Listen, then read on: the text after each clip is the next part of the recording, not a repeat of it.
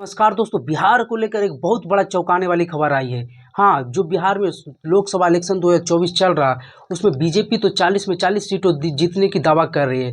लेकिन जो सर्वे आया है एबीपी वोटर का, जी हाँ, काफ़ी विश्वसनीय माना जाता है।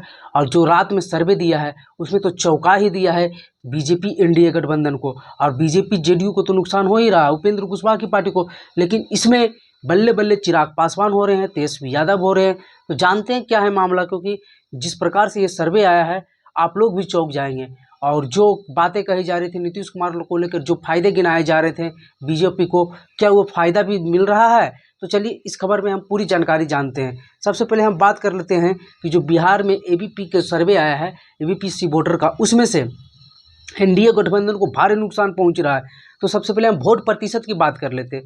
तो इस बार जो सर्वे आया उसके अनुसार एनडीए गठबंधन को 51% वोट मिल रहा है। जो इंडिया गठबंधन है उसे 40% वोट मिल रहा है। और जो निर्दलीय और अन्य खड़ा होंगे उसे 9% वोट मिल रहा है। तो ये है वोटर का वोटिंग प्रतिशत।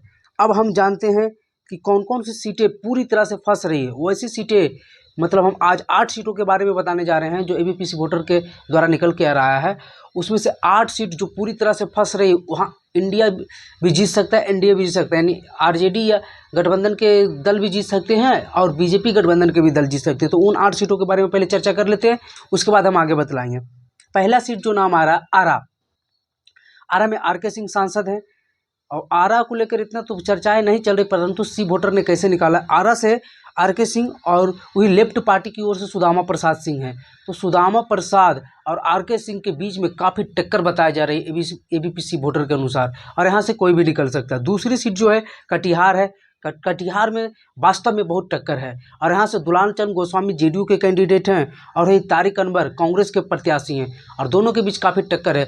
और साल 2014 में यहाँ से तारिक अनवर मोदी लहर में जीत भी चुके हैं एनसीपी के टिकट पर। तो यहाँ भी देखने वाली बात होगी। तीसरी सीट जो गया है, गया में जीतन राम मांझी खुद हम पार्टी के जो सर्वे सर्वा हैं वो खुद यहाँ लड़ रहे हैं। और वहीं कुमार सर्वजीत पासवान आरजेडी की ओर से, और यहाँ भी काफ़ी कड़ी मुकाबला मानी जा रही है।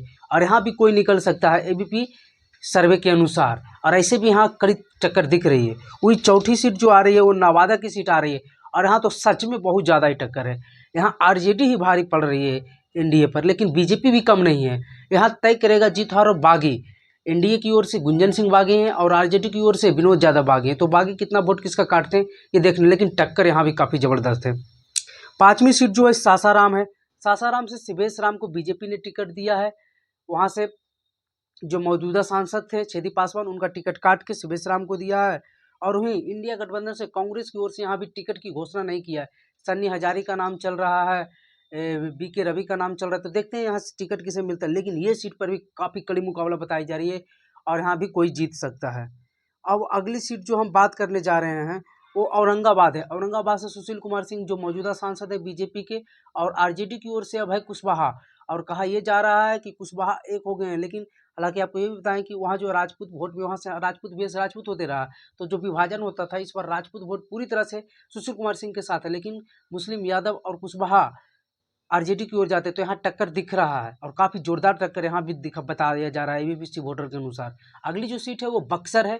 बक्सर में जगदानंद सिंह के बेटे सुधाकर सिंह लड़ रहे हैं आरजेडी की ओर से। और वही बीजेपी की ओर से मिथिलेश तिवारी अश्विनी कुमार के टिकट काटकर, अश्विनी कुमार काफ़ी नाराज है तो इसका भी असर दिख रहा है। यहाँ भी काफ़ी जोरदार टक्कर है। मिथिलेश तिवारी को यहाँ बहुत संशय की स्थिति दिखाई दे रही है। वही हम अगली सीट की जो बात कर रहे हैं वो है पाटलिपुत्र। जी हाँ, राम कृपाल यादव 2 बार से लगातार सांसद मीसा भारती को हराते जा रहे हैं। हालांकि यहाँ टक्कर हमेशा से रहा है जोरदार।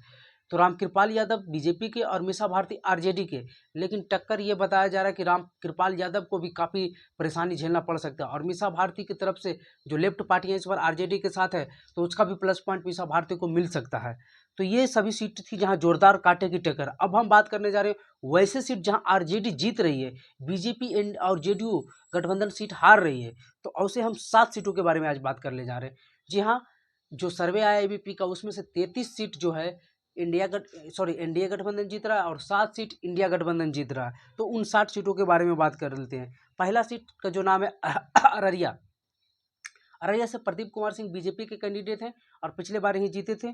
वही आरजेडी की ओर से शहनबाज आलम को टिकट दिया गया है। सरफराज आलम जो हैं, शहनबाज आलम के बड़े भाई, वो बागी हो गए, वो भी आरजेडी में थे। तो अब क्या पता बागी होकर वो निर्दलीय लड़ते हैं, तो निर्दलीय लड़के कितना वोट काटते हैं। और ऐसे शहनबाज आलम, वहाँ मुसलमानों की आबादी काफ़ी है, तो यहाँ आरजेडी को जीतते हुए दिखाई दे रहा है। और शहनबाज आलम को एबीपी न्यूज़ के अनुसार जीत दिखाई दे रही है। वहीं बक्सर की बात कर ले तो यहाँ से त्रिकोणीय मुकाबला है। बीएसपी के अनिल कुमार है, बीजेपी के मिथिलेश तिवारी हैं और आरजेडी के सुधाकर सिंह हैं। तो यहाँ सुधाकर सिंह को जीत दिखाई दे रहा है, एबीपी वोटर के अनुसार जीतते हुए दिखाई दे रहा है। और जो मिथिलेश तिवारी हैं उनका हार, और अश्विनी चौबे का जो बगावती सुर है उसका असर दिखाई दे रहा है इस सीट पर। अगली सीट जो औरंगाबाद है, यहाँ से अभय कुशवाहा को जीतते हुए दिखाई दे रहा है और सुशील कुमार सिंह को एंटी इनकन्वेंसी और जो है बीजेपी के कैंडिडेट जो है वो हारते हुए दिख रहे हैं औरंगाबाद से। अगला जो सीट है ये चौंकाने वाली है, सबसे चौंकाने वाली सीट यही है काराकाट। काराकाट से उपेंद्र कुशवाहा, आरएलएम के प्रधान, उन्हें हारते हुए दिखाई दे रहा है और ये थोड़ा सा सोचनीय लगता है। लेकिन एबीपी वोटर के अनुसार ये सीट उपेंद्र कुशवाहा हार रहे हैं और यहाँ से जो है राजा राम सिंह कुशवाहा जो आरजेडी के हैं उसे जीतते हुए दिखाई दे रहा है। हालांकि ये जब सर्वे हुआ था वो पवन सिंह के चुनाव ऐलान करने से पहले हुआ था, और आपको बता दें कि यहाँ से पवन सिंह भी चुनाव लड़ने वाले हैं, तो कहा यह जा रहा है कि वो भी एनडीए के वोट में कटिंग करेंगे। तो देखने वाली बात होगी कि क्या उपेंद्र कुशवाहा काराकाट हार जाते हैं। अगली जो सीट है वो जहानाबाद है, और जहानाबाद पिछली बार भी 1751 वोटों से मात्र चंदेश्वर चंद्रवंशी जेडीयू के जीते थे, सुरेंद्र यादव हारे थे। और इस बार मुकाबला काफ़ी टक्कर की दिखाई दे रही है, यहाँ से सुरेंद्र यादव काफ़ी मजबूत दिखाई दे रहे हैं। वहीं भूमियार वोट नहीं देने का बात कर रहे हैं और आशुतोष कुमार भूमियारों को नेता वहां से इलेक्शन लड़ने की बात कर रहे हैं, तो ये भी देखने वाली बात होगी। जो छठी सीट है वो किशनगंज है, और किशनगंज पिछली बार एक मात्र ऐसी सीट रही थी जो बिहार में जो महागठबंधन है वो जीती थी, और यहाँ से डॉक्टर मोहम्मद जावेद कांग्रेस के जीते थे और इस बार भी उन्हीं को जीत दिखाई दे रही है। लेकिन यहाँ मुकाबला ट्रायंगुलर दिखाई दे रहा है। डॉक्टर मोहम्मद जावेद कांग्रेस के, डॉक्टर मास्टर मुजाहिद आलम जेडीयू के, और अख्तरुल इमाम जो हैं वो एआईएमआईएम ओवैसी की पार्टी से। ये भी कितना टक्कर देते हैं ये भी देखने वाली। और अंतिम सीट जो है वो पाटलिपुत्र है, पाटलिपुत्र से रामकृपाल यादव को इस बार हारते हुए दिखाई दे रहा है। देखने वाली बात होगी कि क्या ये सच में रामकृपाल यादव हार जाते हैं और मीसा भारती जीत जाती है। इस बार लालू यादव की बड़ी बेटी मीसा भारती को जीतते हुए दिखाई दे रही है। लेकिन हालांकि सारण की सीट जहाँ से रोहिणी आचार्य लड़ रही है उस पर राजीव प्रताप रूडी को ही जीतते हुए दिखाई दे रहा है, तो ये भी देखने वाली बात होगी।